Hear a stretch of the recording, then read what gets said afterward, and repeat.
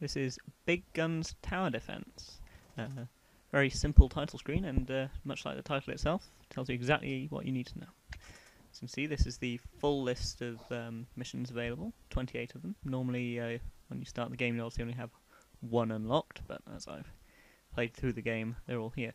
You may notice the stars under the level showing how well you completed them. Basically, how much health I had left at the end of the mission. 3 stars means full health, 2 stars, just over half. Anyway, see on the first level, it always shows that tiny little tutorial. That's the only tutorial in the game. Nothing else here. It doesn't explain how the guns work. You just work that through, well, trial and error, but to be fair, most of the time they're fairly straightforward. So yeah, first level, fairly straightforward. Row of enemies slowly making their way towards my base. As you can see, one just reached it and tapped away a bit of my health bar. How the game works. Something more complex.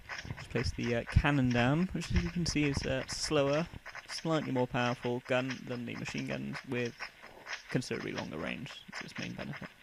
Anyway, so the menu. It's very, very simple again, just the option to turn the sound effects on and off and to quit or carry on.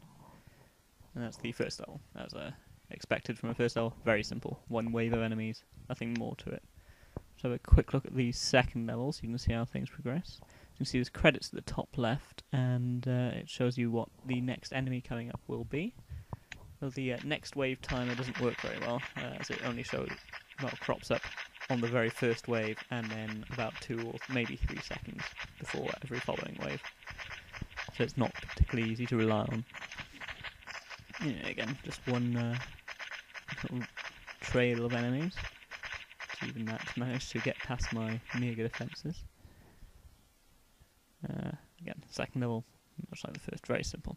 So we'll skip forward a bit. I'll skip back to the first level with aerial units. You'll notice here you can see the range of your cannons by clicking on them. Now, you can see the planes, unlike land units, don't just stick to following the path along the grey squares. Instead, they rush straight towards your base, making them pretty deadly. It's worth noting that while this level, as you can see by the cannon choice in the bottom left, only has aerial units and no one else, so it doesn't allow you to build any ground turrets. In all the other levels with airplanes in, you will get ground units and aerial units, meaning you have to mix up your defences. Anyway, we'll skip now to the final level of the game, as you can see how things build up as the game goes on. I'm using the laser turrets now. One of the flaws of the game is that basically once you've got to the point where you can afford laser cannons, you'll never want to use any other close-up weapons. The standard gun can occasionally be useful just to do a bit of tick damage, but you'll quickly sell it off and replace it with a laser cannon when you can afford it.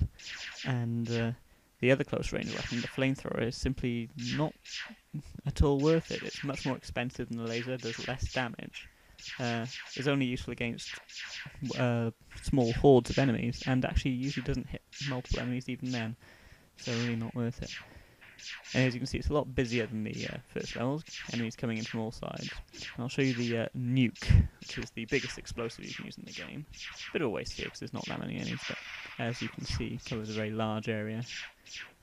Useful thing to have, though very expensive, and certainly not something you'd normally do at the beginning of the level. In fact, it's probably going to scupper me here, as it means I can't afford to upgrade my defences enough to deal with this horde of bikes.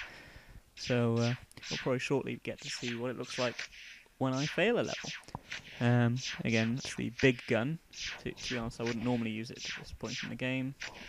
Again, the plasma cannon is the slightly better version of it, and it's just worth it to get the plasma cannon rather than spending money on a big gun. You're about to die now, and bang! There we go. So yes, that was a brief encounter of the final level. You have to take my word for it that it really builds up as things go on. That's Big Guns Tower Defense, available now on the marketplace for Windows Phone 7.